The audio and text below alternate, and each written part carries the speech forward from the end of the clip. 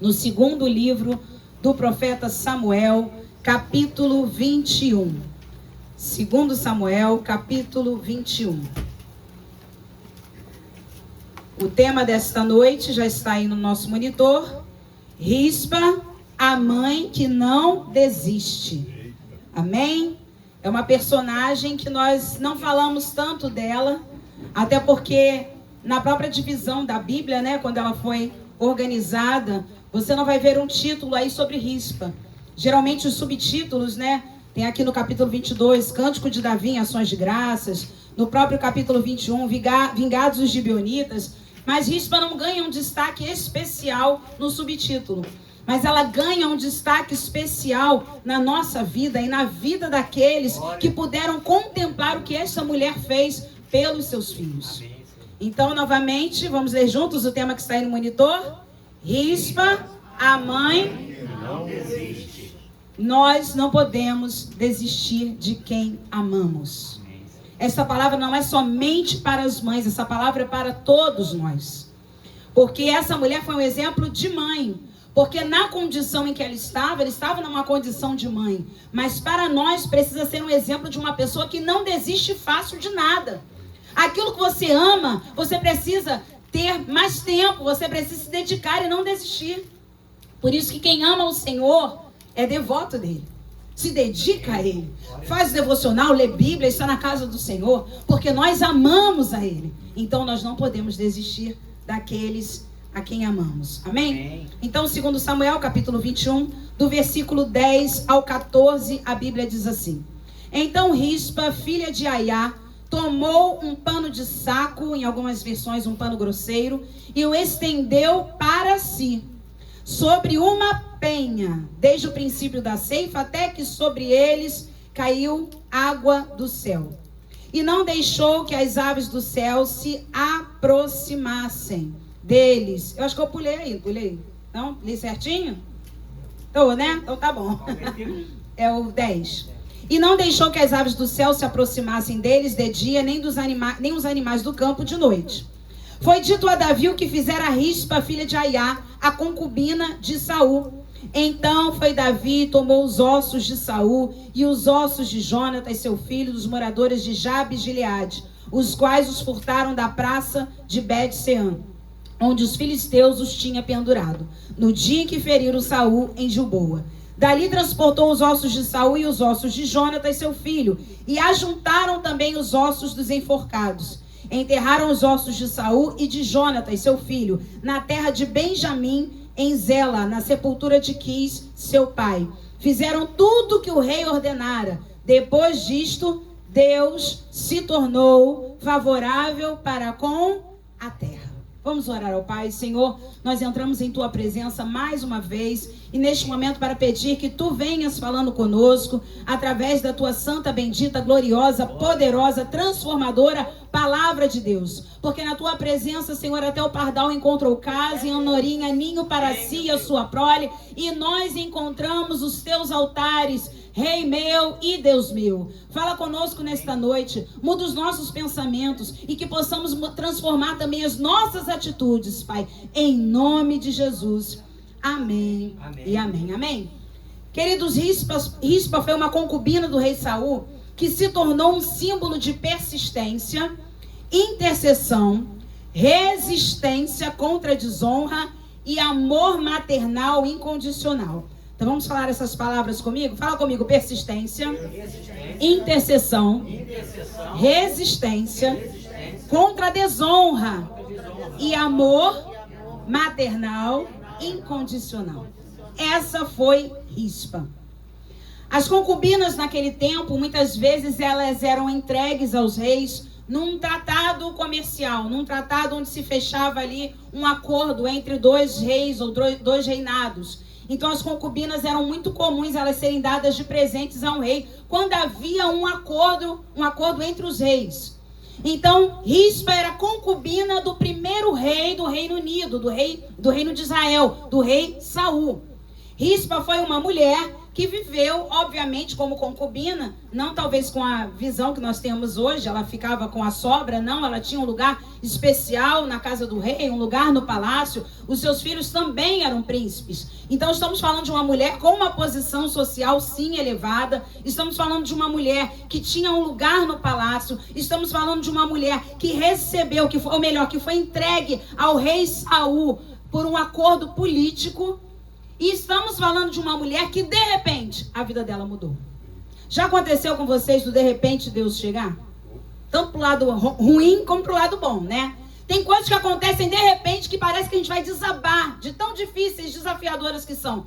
Mas também quando chega o de repente de Deus, a restituição, como foi lá na vida de Jó, nós também ficaremos verdadeiramente, como diz o salmista, quando o Senhor restaurou a sorte de Sião, ficamos como quem sonha. Glória a Deus. Então a nossa boca se encheu de riso e a nossa língua de júbilo. Então Rispa, quando você fala assim, já ouviu falar de Rispa? A gente pensa assim, sim, aquela mulher que não desistiu dos seus filhos. Mas a história de Rispa e seus filhos começou com escolhas erradas dos seus antepassados. Então o que nós vamos falar hoje, irmãos, é muito sério. A história de Rispa e da morte dos seus 2 filhos enforcados não aconteceu somente ali. Ela começou em Josué. Ela começou em Saul. Então nós temos que ter cuidado com as nossas escolhas hoje, porque amanhã os nossos filhos e nossos netos podem vir a colher algo que nós plantamos hoje. Você pode pensar, pastor, mas nem filhos eu tenho ainda, mas as escolhas que você fizer hoje vão abençoar a tua descendência, vão abençoar gerações futuras, porque não apenas os netos e filhos de Saul sofreram com aquela atitude errada, mas também outras pessoas sofreram. Então nós precisamos ser responsáveis com as alianças que nós firmamos. As alianças são muito importantes. Então essa história começa lá em Josué capítulo 9. Vamos lá para Josué capítulo 9, para você entender por que essa mãe perdeu seus filhos. Você sabe que quando o povo de Israel saiu do Egito e foram rumo a Canaã, Deus tinha dado uma ordem para o povo de Israel. E a ordem era exterminar os povos inimigos e não fazer aliança com eles. Eu sei que você estava procurando Josué, capítulo 9, eu vou repetir o que eu falei.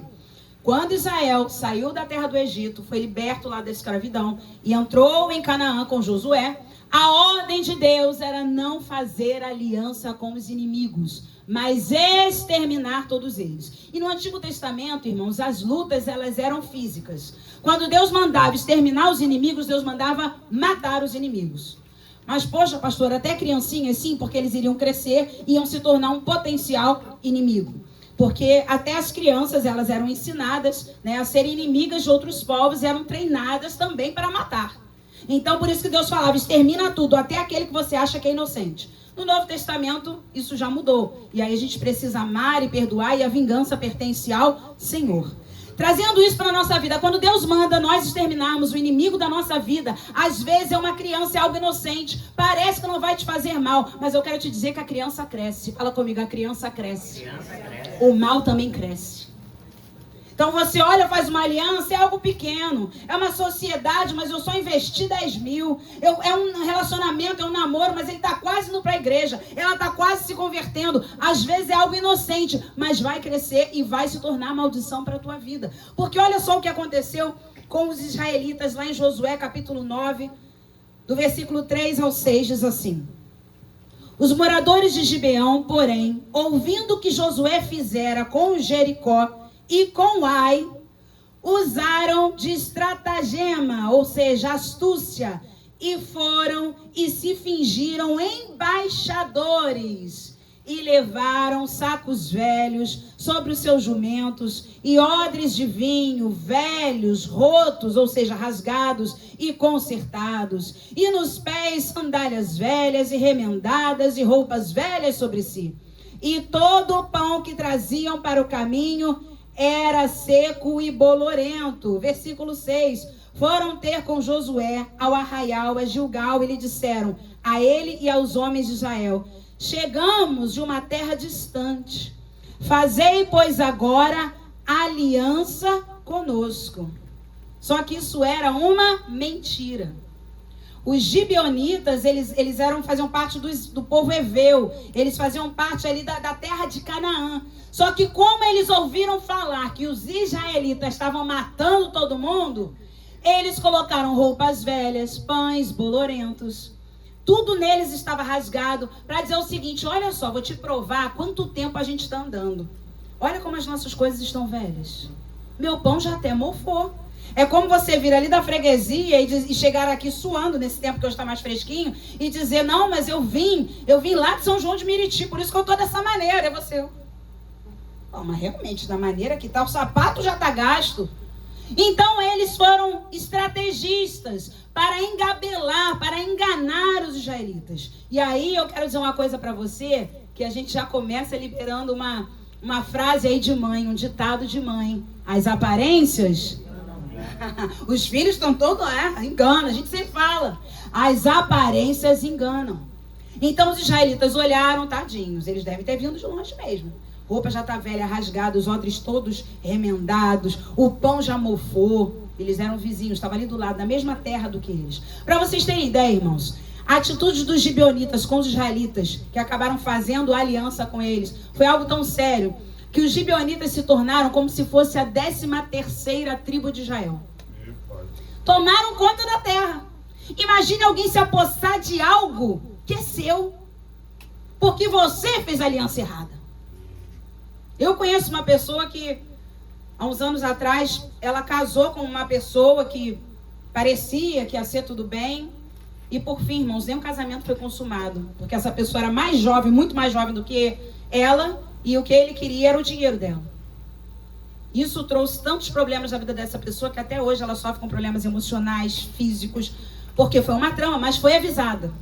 Vários profetas se levantaram e avisaram: não case com essa pessoa. Ele quer teu dinheiro, ele vai passar a perna em você, ele vai... Ia na igreja, e estou falando de crente. Nem tudo que reluz, às vezes é gibeonita. E só quem veio hoje vai saber. E também quem assiste pelo YouTube. Às vezes é gibeonita, disfarçado de israelita. Então, essa foi a trama, essa foi a astúcia que os gibeonitas organizaram para enganar os israelitas e fazer com que os israelitas fizessem aliança com eles. Mas eu falei lá no início, o que Deus tinha falado? Vocês não podem fazer aliança com os povos daquela terra. Ainda que eles sejam bonzinhos, ainda que eles ofereçam alguma coisa, vocês não podem se aliançar com eles. Vamos lá para o versículo 14 e versículo 15. A Bíblia diz assim: então, os israelitas tomaram da provisão. Na versão King James diz: comeram a comida. Está chegando em festa junina, você não vai comer, né? Em nome de Jesus. Setembro, Cosme e Damião, comida sacrificada a ídolo, você não vai comer. Feijoada do 23 de abril, você não comeu, em nome de Jesus. Espera comer a do diácono Roberto, da diaconisa Luciana, né? Quando eles fizeram aquela feijoada maravilhosa. Porque aqui, olha como é que, irmãos, o pecado começou na raça humana por causa de comida. Começou ou não começou? A Eva ficou tentada a comer aquela maçã, mesmo tendo todos os frutos. Gente, tem caqui. Caqui é melhor que maçã. Eu sei, não me cancele. Mas caqui é melhor que maçã. Eu dei manga. Olha, eu só tô falando coisa. Abacaxi. Não é possível, gente. Uva sem semente. Até agora uva sem semente a gente tem. Só daquela época que você mordia a uva, vinha aquele monte, não tinha uva sem semente. Mas a Eva ficou tentada com os seus olhos por causa de algo aparentemente bom. Comida. Aqui, os israelitas, a Bíblia diz que eles tomaram da provisão, comeram a comida dos gibeonitas. Agora lê comigo. Depois disso diz o quê? E não pediram... Ô, gente, vocês estão aqui? Paz do Senhor, amém? Vamos continuar aí. E não pediram conselho... E não pediram conselho ao Senhor. Até para comer a gente tem que perguntar: Senhor, posso? Senhor, me dá direção. Senhor, abençoa este alimento. Senhor, obrigada por este alimento. Você sabe que tem muito crente que não ora mais na hora que come? Já está extinto. Mas Deus que me deu. Então, irmãos, a gente tem que orar para sair de casa. A gente tem que orar quando vai comer. A gente tem que orar para voltar para casa. A gente tem que orar antes de dormir, porque se a gente dormindo, morrer. Então a gente tem que orar o tempo todo. Aqui, eles comeram da provisão, tomaram da provisão, sem pedir conselho ao Senhor. Porque, olhando para os gibeonitas, eles poderiam fazer algum mal? Não. Eles não eram inimigos em potencial. E é aí que Deus quer falar também com a gente nessa noite. Deus quer abrir os teus olhos para aqueles que estão próximos a você. E talvez não sejam inimigos em potencial, mas estão disfarçados. E neles habita o mal. E isso aqui foi respingar lá nos netos e nos filhos de Saul. Sabe quanto tempo? 400 anos depois. Eu preciso lembrar você que o nosso Deus é eterno. Deus é o dono do tempo. Um dia para o Senhor é como 1000 anos. E 1000 anos é como um dia. O versículo 15 diz assim: Josué concedeu-lhes paz e fez com eles a aliança de lhes conservar a vida. E os príncipes da congregação lhes prestaram juramento. Eu não sei, gente. Josué abre o Jordão, né, em nome do Senhor. Leva o povo todo para entrar em Canaã. Destrói inimigos potenciais terríveis. Mas quando chega aqui, é enganado de uma forma tão simples. Faz aliança com eles. Fala para eles, olha, a gente vai conservar a vida de vocês para sempre. Os príncipes da congregação fizeram um juramento. Já percebeu que nós somos assim? Às vezes nós destruímos inimigos ferozes, terríveis. E estamos caindo em esparrelas que vão nos custar muitas vezes a vida. Precisamos estar vigilantes. Vamos comigo para o versículo 16. Diz assim: ao cabo de 3 dias, depois de terem feito a aliança com eles, ouviram que eram seus vizinhos e que moravam no meio deles. Que cilada, hein? 3 dias depois, eles descobriram isso. Que os gibeonitas não vieram nada de terra distante. Eram vizinhos. Moravam no meio da terra ali de Canaã. E agora? Quando você descobre, depois que se aliançou a algo ou alguém, que aquilo não era, ou aquela pessoa não era o que dizia ser. Irmão, só a misericórdia de Deus. Porque a aliança é coisa séria. Fala comigo, aliança é coisa séria. E sabe o que acontece? Eles não pediram conselho ao Senhor e se aliançaram. Não façam alianças sem pedir conselho ao Senhor. E já tem umas dicas na Bíblia, que aí você tem até menos trabalho. É ímpio? Não se aliance. Não é verdade? É um crente, mas vive uma vida de pecado. A Bíblia também fala, não se aliance. Nem coma na casa deles. Irmãos, a coisa é muito séria. Temos várias dicas. Temos várias dicas. Você fala, pastora, eu não posso comer na casa do meu parente? Não, depois eu explico isso em outra oportunidade. Mas Deus vai nos dando várias dicas. Olha, não faça aliança. Porque quando a gente come, a gente está falando de um povo oriental. No Oriente Médio, as pessoas sentavam para comer e conversavam e contavam as suas situações e entravam nas suas intimidades. Então você só comia com quem você tinha intimidade. Então preste atenção, não dá para fazer aliança sem orar ao Senhor. Vai receber uma proposta de emprego, ora ao Senhor. Tem muita proposta vindo disfarçada de gibeonita. Isso abrange todas as áreas da nossa vida. Às vezes é um emprego que você tem que mentir o tempo todo. Às vezes é um emprego que você precisa fazer um caixa 2. Às vezes é uma situação com uma pessoa que parece que é, mas não é.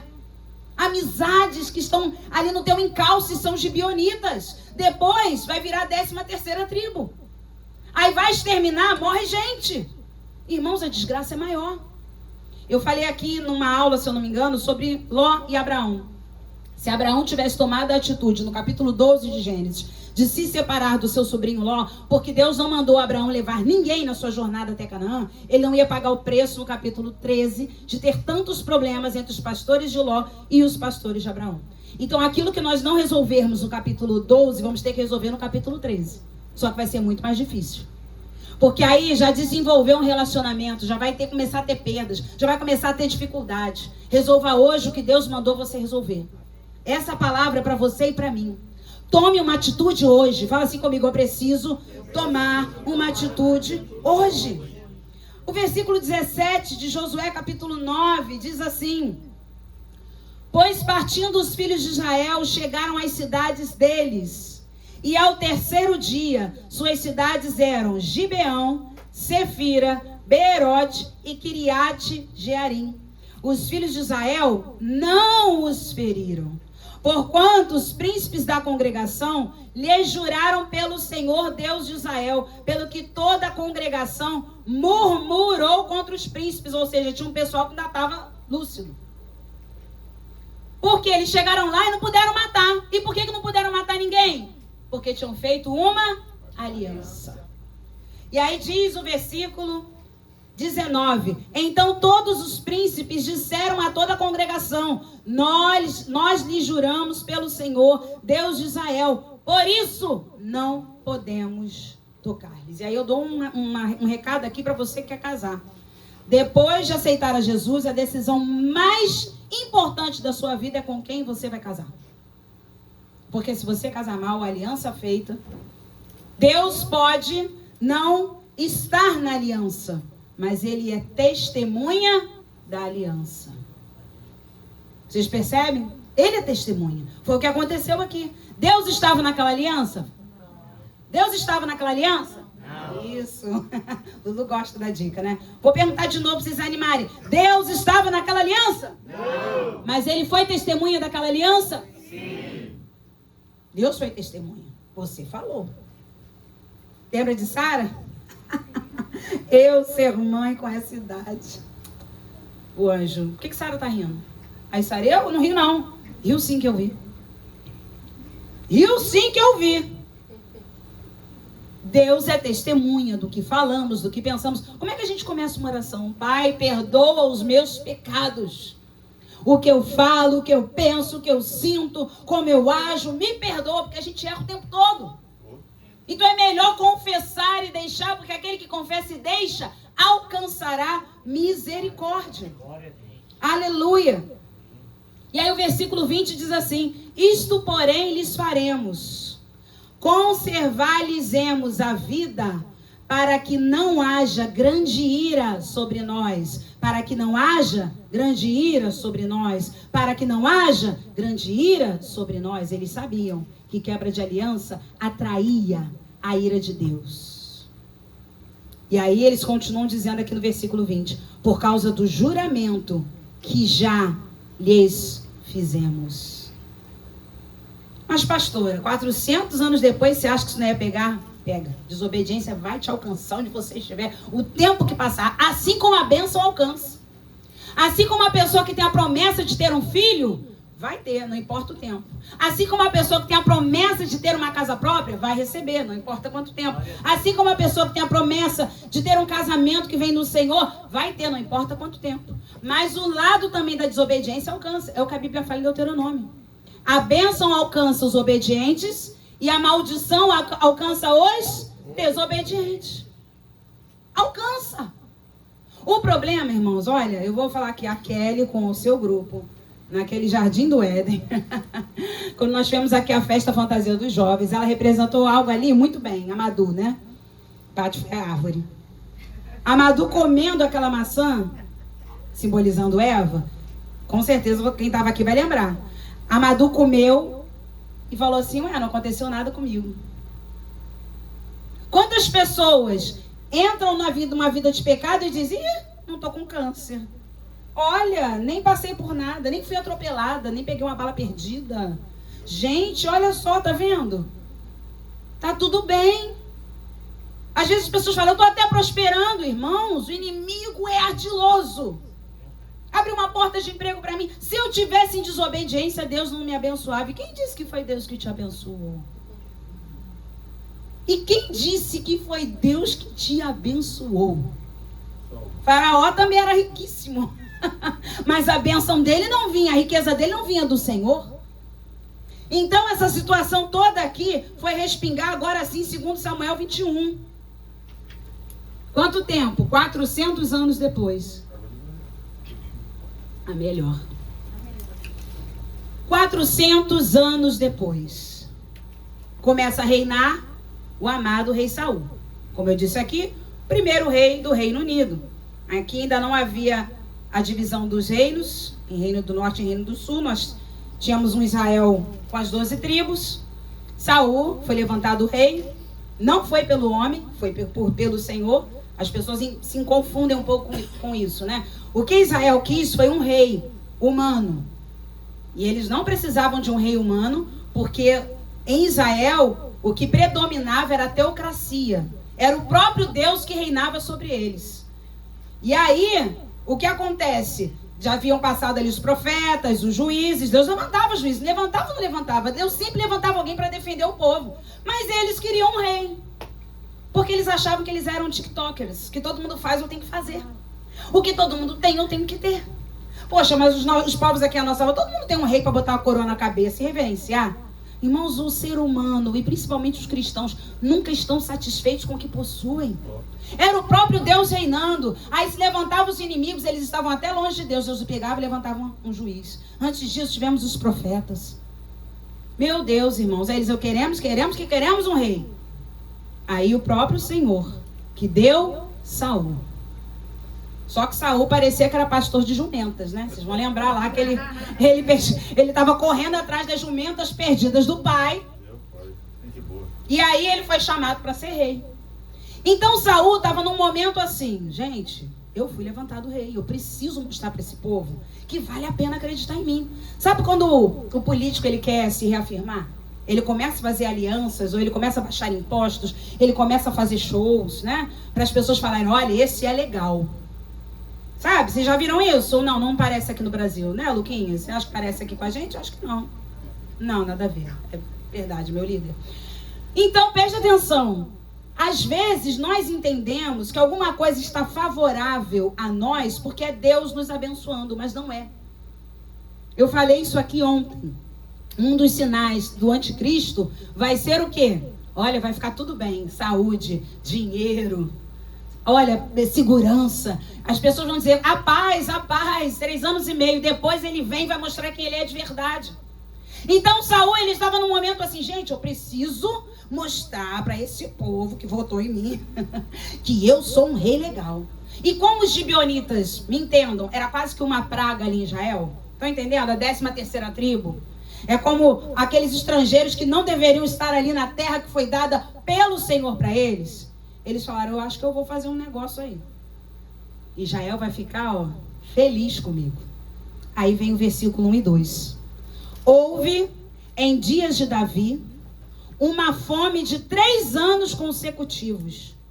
Davi, o que está dizendo aí? Consultou ao Senhor. E o Senhor lhe disse, a culpa de sangue sobre Saul e sobre a sua casa, porque ele matou os gibeonitas.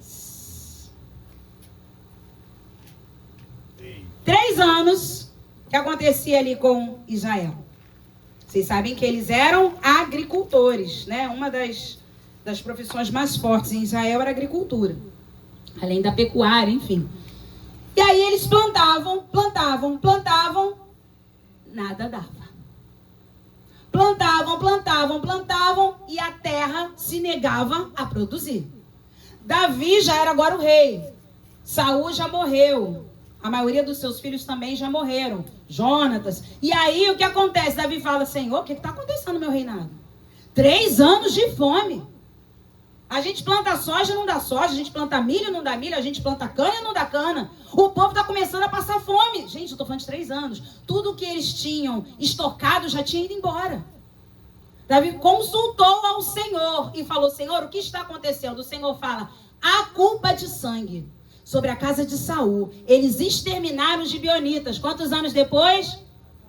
400 anos depois. Rapidinho. Eles exterminaram os gibeonitas. Saul falou, ó, vai matar o pessoal que está na nossa terra. Ai, irmãos, Deus não se esquece de nada. A Bíblia fala que diante dele existe um livro. Está tudo escrito. A irmã Cida estava lá no Dia das Mães, sentadinha na Assembleia de Deus Alto Moriá. E a palavra entrava no coração dela. Glória. Aleluia. No dia 10 de maio, às 19h58. O João Felipe estava na minha casa. E eu falei com ele aquele dia. E ele foi renovado. Está tudo diante dele. Mas quando a gente vacila, também tá. Se a gente não orar e se arrepender para Deus ou apagar os nossos pecados, vai ficar registrado no livro da vida. Irmãos, está dando para entender? Porque é muito sério. A aliança é coisa séria. O que você fala é coisa séria. O que você vota é coisa séria. Talvez sua vida possa estar sendo decidida hoje aqui em muitas situações. Quem sabe você estava para se aliançar com alguém. Quem sabe você estava para se mudar para algum lugar. Quem sabe você estava para fazer uma sociedade. Mas hoje Deus está falando contigo. Não vai porque é gibeonita. Aí o Senhor fala então com Davi que Saul tinha violado a aliança que foi feita diante do Senhor, mas não no Senhor. Por isso que as mulheres, se não têm os seus maridos na presença do Senhor, precisam honrar a aliança. Por isso que os maridos que não têm as suas esposas na presença do Senhor, precisam honrar a aliança.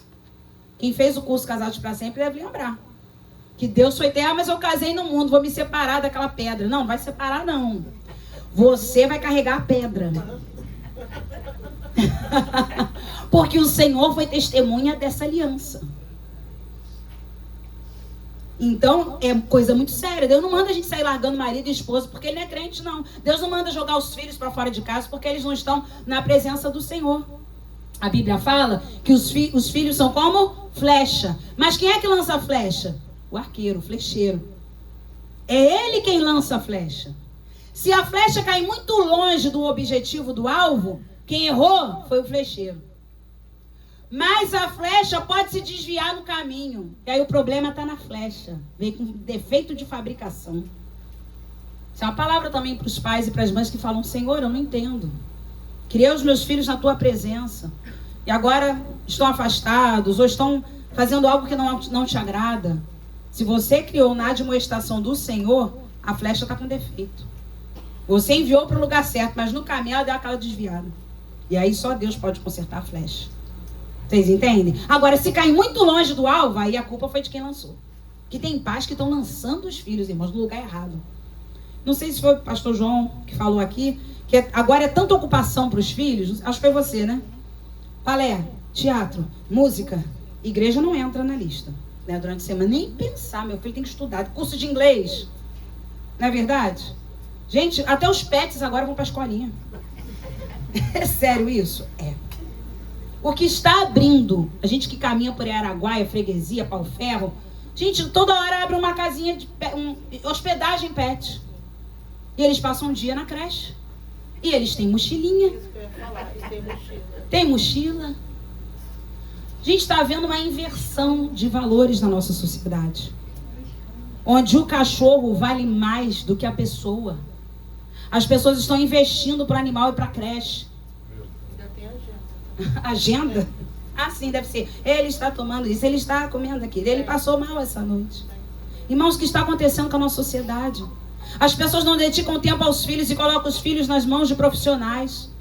Os cachorros estão tomando lugar de gente.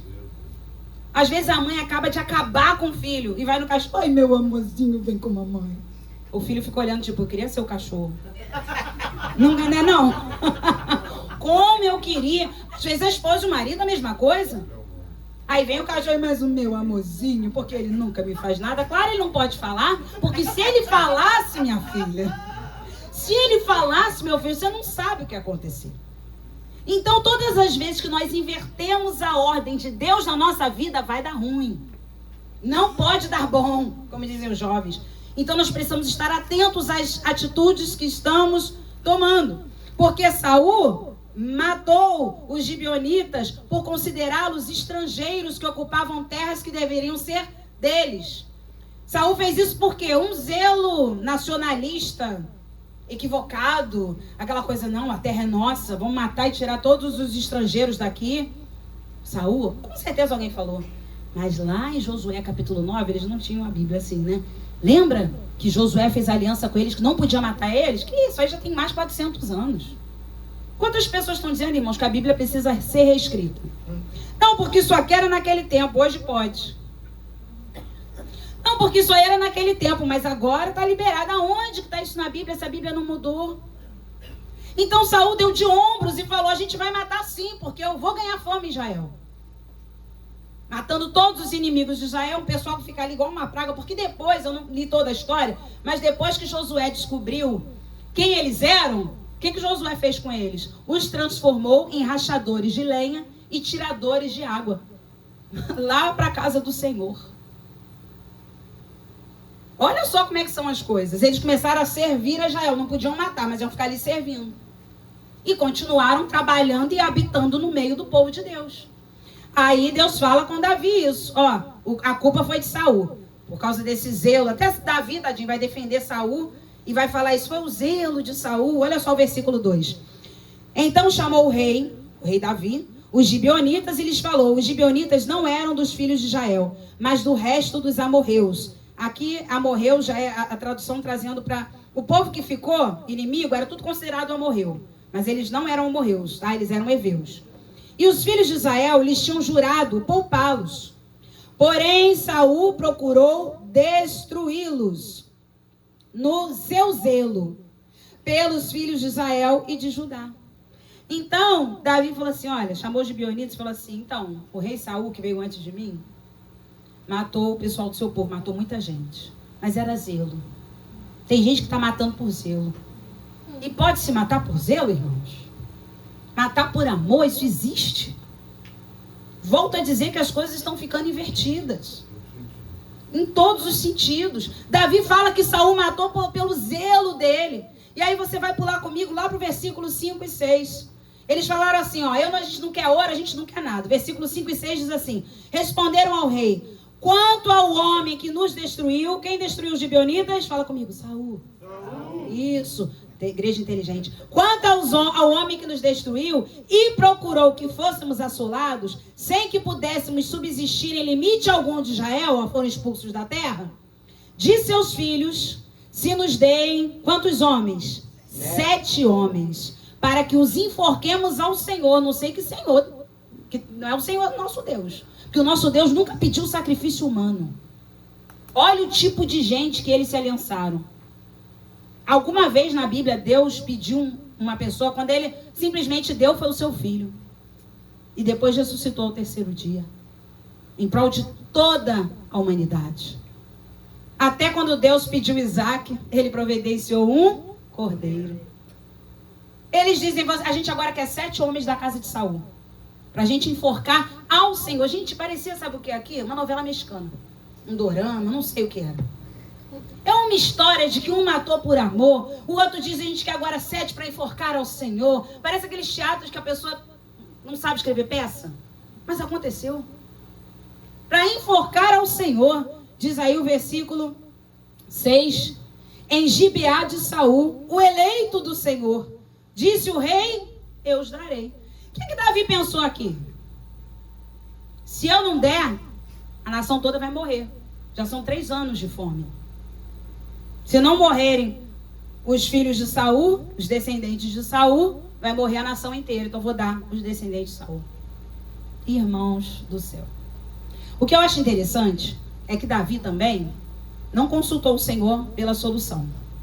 Davi consultou ao Senhor para dizer, por que está havendo fome em Israel? Porque a terra se nega a produzir, Senhor. Mas na hora de resolver o problema, Adriana, Davi não consultou o Senhor. Foi consultar quem? Gibeonita. Gente, Gibeonita é um problema. Se tu conhece um Gibeonita, se livra dele hoje.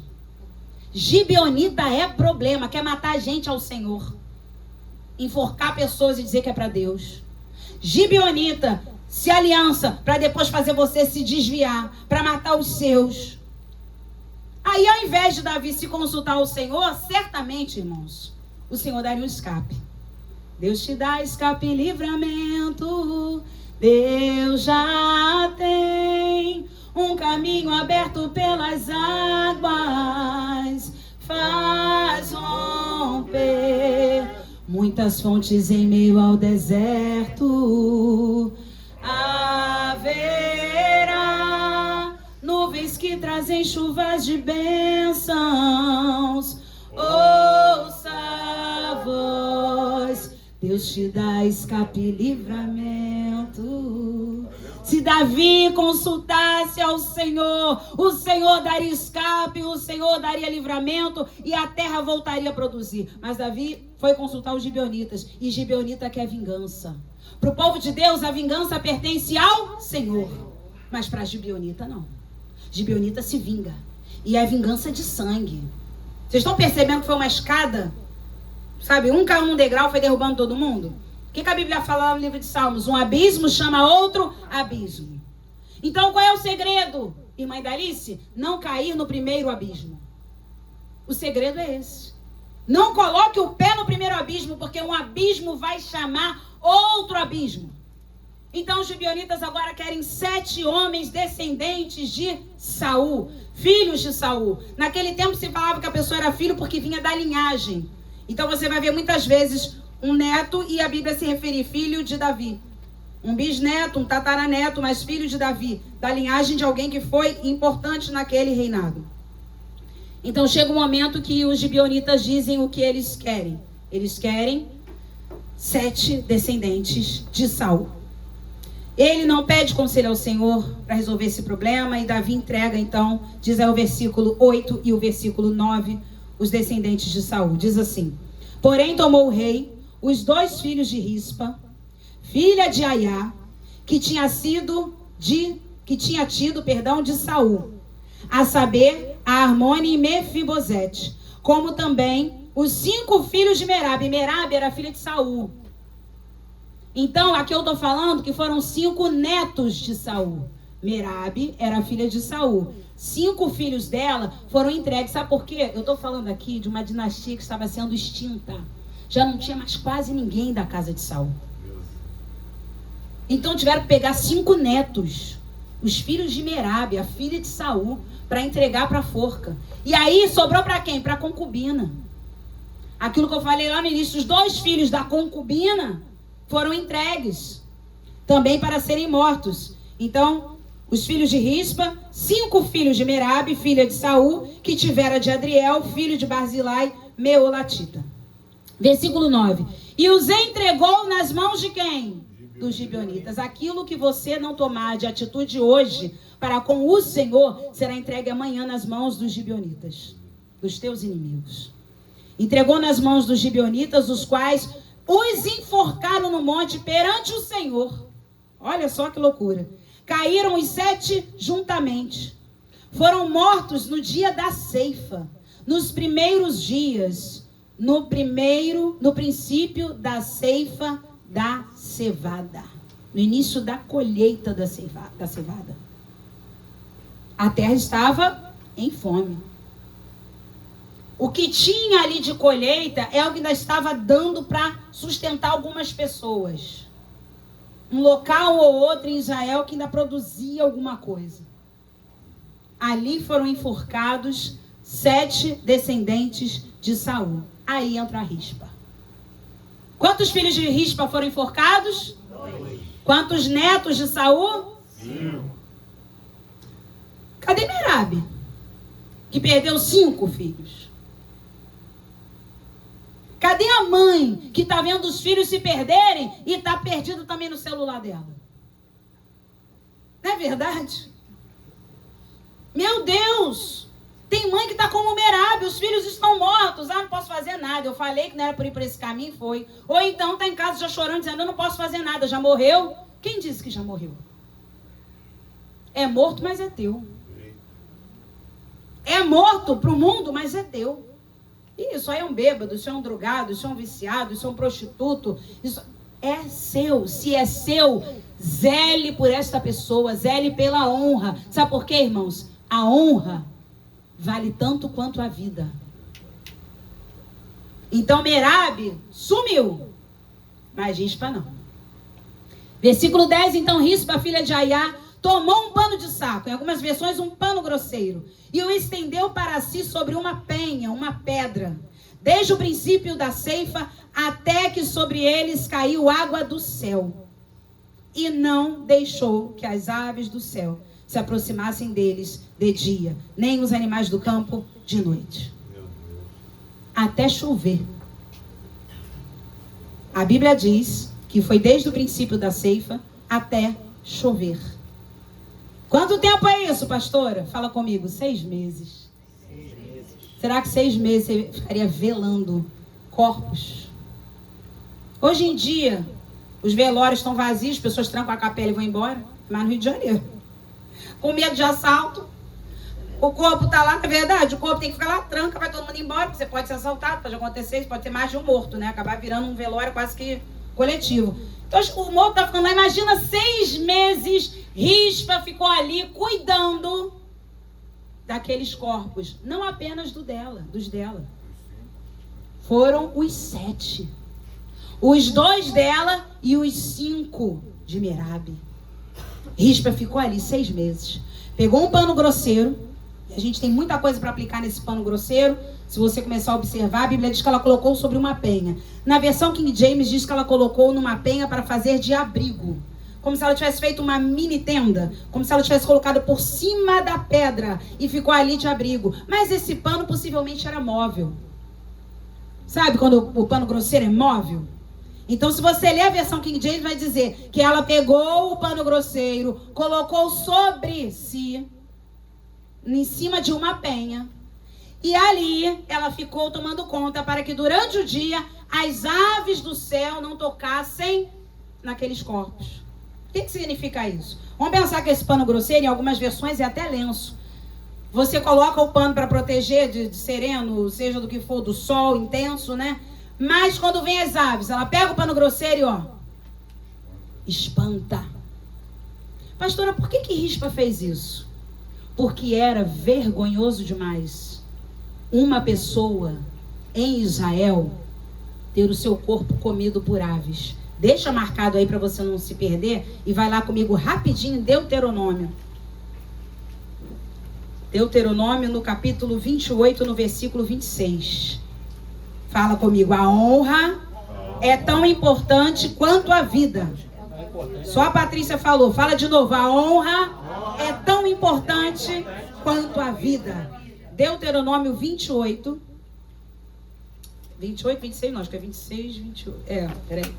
Estou em Gênesis, gente. É Deuteronômio 28, 26. Estava lá em Gênesis. Como disse o pastor Luiz, tenho gravitado sobre Gênesis. Ai, Jesus, Deus é bom e a sua misericórdia dura para sempre. A Bíblia diz assim, ó. O teu cadáver servirá de pasto a todas as aves dos céus e aos animais da terra, e ninguém haverá que os espante. Sabe onde está isso? Nos castigos da desobediência. Pai do céu. Só que eles tinham uma rispa. Quem tem uma rispa na vida vai ter o tempo todo alguém abanando as aves para não tocarem em você, espantando as feras do campo com tocha para não te atacarem. Isso aqui está dentro dos castigos da desobediência. O teu cadáver servirá de pasto a todas as aves dos céus e aos animais da terra, e ninguém haverá que os espante. Quem foi desobediente aí? Saul, que matou os gibeonitas. Olha onde respingou a desobediência de Saul. Irmãos, a Bíblia é séria. Acorda hoje enquanto há tempo. A bênção do Senhor alcança até a 3ª, 4ª geração, mas a maldição também alcança. A gente precisa obedecer hoje. Hoje, eu sei que eu vou colher frutos um dia e eu talvez não esteja mais aqui. Da minha filha, dos meus netos, dos meus sobrinhos, enfim, as gerações que vão vir. Meu Deus, a gente vai deixar o que para a próxima geração? Então é uma maldição. E Rispa falou, meus filhos não vão, já morreram, mas não vão morrer amaldiçoados não. Eu vou dar um enterro digno a eles. Porém, fica aqui comigo para você pegar um negócio interessante. Só podia sepultar quem mandou matar. E quem mandou matar? Davi. Os gibeonitas pediram, Davi entregou. Então quem podia tirar os corpos daquele lugar? Davi. Rispa falou o seguinte, eu não posso enterrar.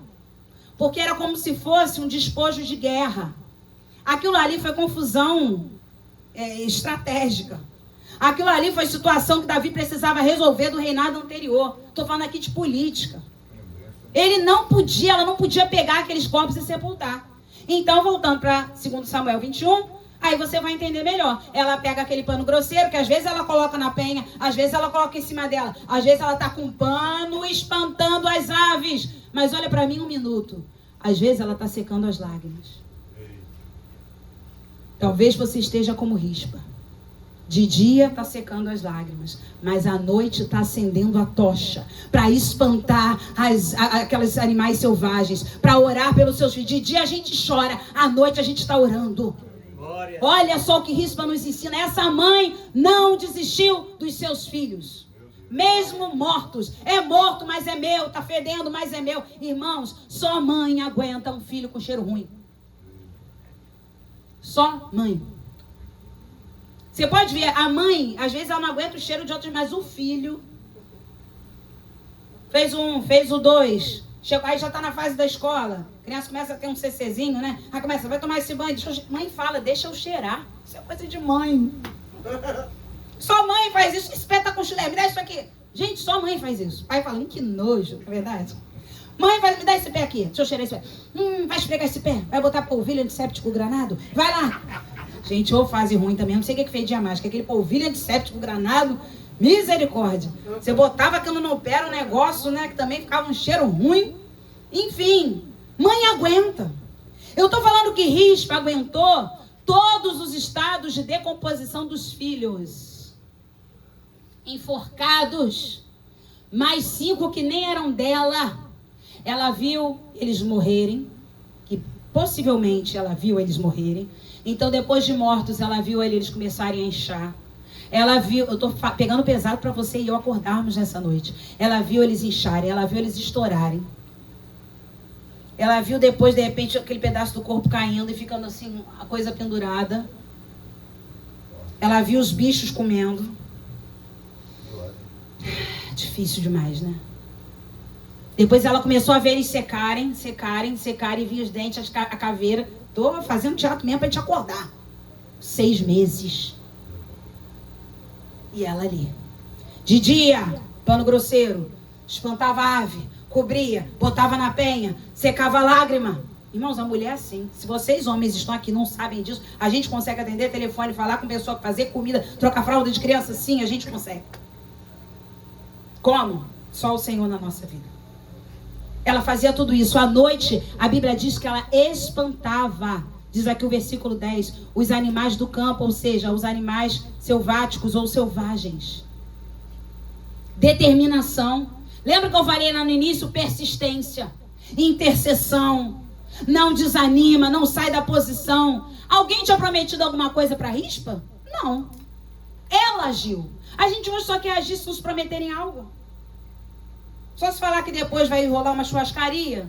Só se falar se a gente vai ser promovido. Não, a gente precisa agir. Quando Deus manda a gente agir. E lutar por filhos, lutar por parentes, lutar por quem a gente ama, irmãos. É obrigação nossa. Porque um dia alguém lutou por nós.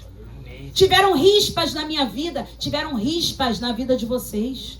Alguém que ficou abanando durante o dia aquelas aves que queriam te picar. É aquela mãe chata que fica, sai desse celular, vai ler a Bíblia, vai orar. Vai buscar o Senhor. Eu não vou para a igreja, tá vendo? Vai sim, você não é de açúcar. Mãe fala assim, irmãos. Entra logo nesse Uber. Troca logo essa roupa. Agora vai com a roupa que tá. A gente tem rispas na nossa vida. Que nos ajudaram a chegar até aqui. E aí você começa a perceber, então, que essa mulher, em tempos de crise, a sua prioridade mudou. Irmãos, eu vou falar um negócio aqui. Que eu preciso que você preste bem atenção. Em tempos de crise, as nossas prioridades precisam mudar. Rispa era concubina, eu falei lá no início, não era o resto do rei Saul, não. Era uma esposa que foi concedida a Saul, geralmente devido a acordos políticos, fruto de acordos políticos. Morava no palácio, tinha uma vida boa, tinham 2 filhos que também eram príncipes. Rispa não fazia mais unha, tempo de crise. Rispa não botava mais mega hair, tempo de crise. Rispa não ficava mais comprando roupa de boutique, tempo de crise. Aí eu tô pegando uma outra área. Rispa não ficava mais o dia inteiro no TikTok, no Instagram, no celular, no WhatsApp, tempo de crise. Rispa agora tinha que estar lá cuidando dos filhos. Perceba quando chegou o tempo de você largar as coisas que você acha que é prioridade para cuidar dos teus filhos, da tua casa, da tua família, daqueles que você ama, da tua esposa. Quantos homens deixando de cuidar da esposa, irmãos? Homens truculentos. Outro dia eu falei aqui, mas é verdade, né?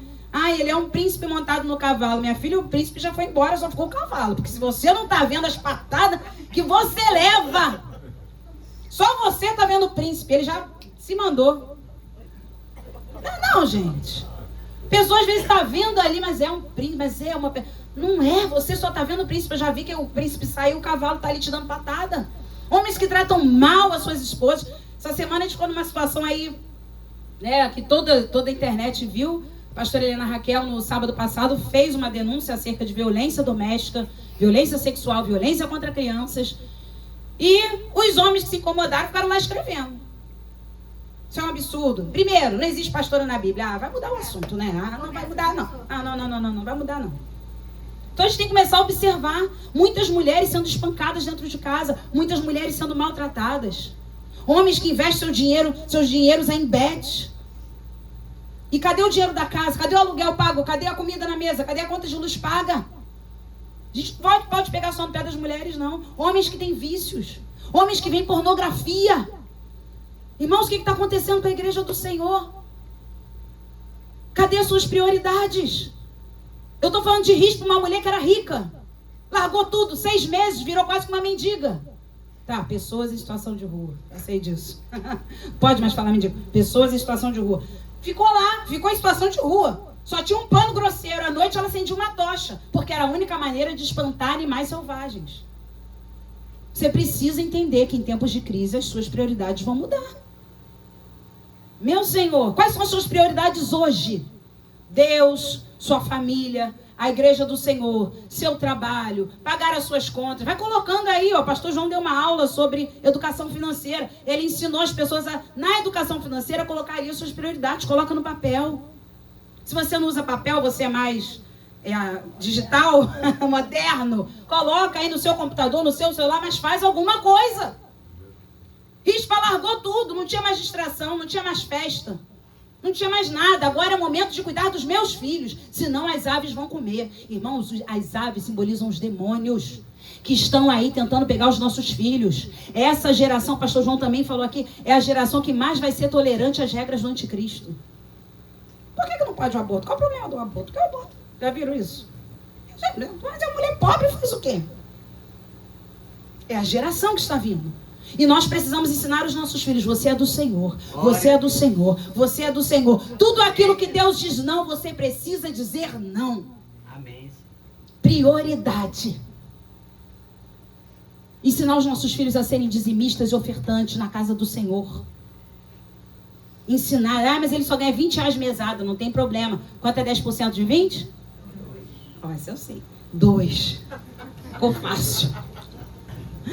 R$2, amém, eu só vou dar R$2, não importa o valor, importa a obediência. Aí a gente fala o quê? Lembra da viuvinha pobre? É isso, é a obediência. Deus não está se ligando com o valor, não, é a sua obediência. A criança que der R$2 de dízimo ali à casa do Senhor, 50 centavos de oferta, quando ela estiver ganhando aí R$20 mil por mês, ela vai saber dar dízimo e oferta na casa do Senhor. Quem é fiel no pouco também é fiel no muito. Amém, Jesus. E quem for fiel no pouco, diz a Bíblia que sobre o muito o Senhor vai colocar. Glória. Aleluia! Glória a Deus! Era isso que Rispa estava fazendo. As prioridades agora mudaram. Amém. Rispa deixou então tudo de lado para cuidar dos seus filhos, entendendo que a dignidade é tão valiosa quanto a vida. Então de dia, lágrimas. À noite, tocha acesa. É assim a vida do cristão. Vai chorando, mas vai orando. Vai chorando, mas vai orando. Senhor, muda. Senhor, me liberta desse vício. Senhor, eu quero ter agora prioridades firmadas em Ti. Senhor, liberta os meus filhos. Senhor, liberta meu marido. Senhor, liberta minha esposa. Senhor, liberta os meus pais. Nós precisamos investir na oração. E aí você começa a caminhar aqui para esse finalzinho. No versículo 11, que diz assim. De 2 Samuel 21. Foi dito a Davi o que fizera Rispa, filha de Aiá e concubina de Saul. Eu quero declarar para vocês nesta noite, as tuas lágrimas e as tuas orações vão chegar ao rei. Pastora, como é que você me prova isso? Foi dito a Davi o que fizera Rispa. 6 meses, hein? 6 meses. Filha de Aiá e concubina de Saul. Uma hora chegou no rei. Demorou? Demorou. Você passaria um dia no cemitério tomando conta de corpo, no caixão? Não. Que dirá 6 meses tomando conta de corpo enforcado. 6 meses, mas chegou. A tua oração está chegando, rei. As tuas lágrimas estão chegando diante do rei. Versículos 12 e 13. Então foi Davi e tomou os ossos de Saul e os ossos de Jonatas, seu filho, dos moradores de Jabes de Gileade, os quais os furtaram da praça de Bet-Sean, onde os filisteus os tinham pendurado no dia em que feriram Saul em Gilboa. Porque até então, irmãos, até os ossos de Saul ainda não haviam sido sepultados em Israel. Uma desobediência, irmãos, fica tudo, olha, mas é tudo. Já viu aquela pessoa que uma desobediência fica igual boliche, igual dominó, derruba tudo? Davi foi, se lembrou também dos ossos de Saul, se lembrou dos ossos de Jonatas. Transportou, diz versículo 13, os ossos de Saul e os ossos de Jonatas, seu filho. E ajuntaram também os ossos dos enforcados. Lembra que eu falei? Só podia tirar da forca quem mandou enforcar. Só podia tirar da cruz quem mandou crucificar. Aí você vai lembrar de José de Arimateia, que pediu o corpo de Jesus a Pilatos. Certo? Vocês estão aqui? Amém. José de Arimateia foi lá, pode me dar o corpo de Jesus? Por que ele não tirou? Porque não podia. Quem mandou crucificar, quem mandou enforcar, é que tinha o direito de tirar para sepultar. Então José de Arimateia foi pedir o corpo de Jesus a Pilatos. Aqui, Rispa respeitou as ordens do rei. Mandou matar, só vai enterrar. Se ele não... Olha o que Rispa pensou, ele enterrou nem Saul, nem Jonatas, que era best dele. Lembra? Jonatas e Davi. Nem o best dele foi sepultado. Eu não vou deixar os meus filhos passarem essa desonra. Eu não vou deixar os meus filhos viverem Deuteronômio 28, 26. Uma maldição de ser comido por ave, devorado por fera. Irmãos, estou falando aqui de hiena, abutre. É disso que eu estou falando. Vocês já viram, nunca viram Discovery? Animal Planet. Animal Planet, esses negócios que as hienas vão lá, pega se arrastando e leva, e daqui a pouco é pedaço de uma coisa. Não. Ela falou, eles não vão passar por isso. Eu vou fazer a minha parte. Se Deus tocar no coração do rei, ele vai fazer a dele. Mas a esperança aqui, irmãos, humanamente falando, era zero. Porque nem o rei Saul tinha sido sepultado por Davi. Mas se uma mãe decidir tomar conta dos corpos dos filhinhos, ainda vai sobrar para todo mundo que a mãe está orando. Quantas vezes eu orei pela minha filha que é para excursão? Orava só por ela? Não, pelo ônibus inteiro, pelo motorista. As meninas aqui, ó. Você acha que as mães de vocês vai ali nas que, meu Deus, tem misericórdia, guarda, livra de todo mal. Quem estiver perto de vocês está livre. Agora, vai vocês, prestem bem atenção aqui na titia, vai vocês andarem com os gibeonitas. Manda matar os gibeonitas, foi vocês na onda. Vocês estão entendendo? Aí quem anda com gente errada acaba morrendo no lugar de gente errada. Junto com gente errada. Mas aqueles errados, se andarem com a gente, é livramento. Glória a Deus. É provisão. Amém. É bênção alcançando. Aleluia. E ali então Rispa realmente cumpriu o seu papel. Davi mandou sepultar os enforcados. E diz o versículo 14: enterraram os ossos de Saul e de Jonatas, seu filho, na terra de Benjamim, em Zela, na sepultura de Quis, seu pai, ou seja, o pai de Saul. Fizeram tudo que o rei ordenara, ou seja, pegaram os ossos de Saul, pegaram os ossos de Jonatas, pegaram os 7 enforcados, levaram todo mundo para a sepultura de Quis, que era o pai de Saul. Aí Rispa pôde fazer assim, Kelly. Agora sim, acabou. Uma Rosa, obrigada. Foi um acabou de mãe, de vó. Acabou. Está consumado. Tetelestai. Está consumado. Eu posso dizer que os meus filhos morreram, mas honrados. Os netos de Saul morreram, mas eu honrei até o que não era meu. Irmãos, que lição essa mulher traz pra gente. Ela não desistiu da dignidade por 6 meses. Ela enfrentou o medo. Ou você acha que Rispa não tinha medo, irmã Maria? Viu uma hiena? Gente, hiena parece cachorro, mas não, hein? Pelo amor... Eu outro dia na minha inocência falei, tinha uma capivara aqui no Rio, eu falei, gente, que gracinha, queria tanto ter uma capivara em casa. Aí o João, você tá ficando doida? Capivara morde, menina. Eu não sabia não, menina. Não quero mais não. Capivara, o que é uma dentada dessa bicha aí, você não tem noção o que é. Gente, hiena, ela ataca. Ela come, ela morde. Então você imagina a Rispa de noite sozinha, uma tocha acesa. Vinha uma hiena. Rispa com a tocha, sai.